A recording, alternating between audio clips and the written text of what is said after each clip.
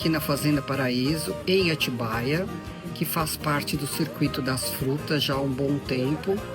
E a Fazenda Paraíso trabalha com turismo há 30 anos. E a gente pede sempre que faça reserva pelo nosso telefone, para que a gente possa atender sempre com muita qualidade. Nós servimos o café da manhã das 9 às 11h30 e servimos o almoço da 12h30 às 4h30, mas a pessoa pode ficar no espaço até 6 da tarde.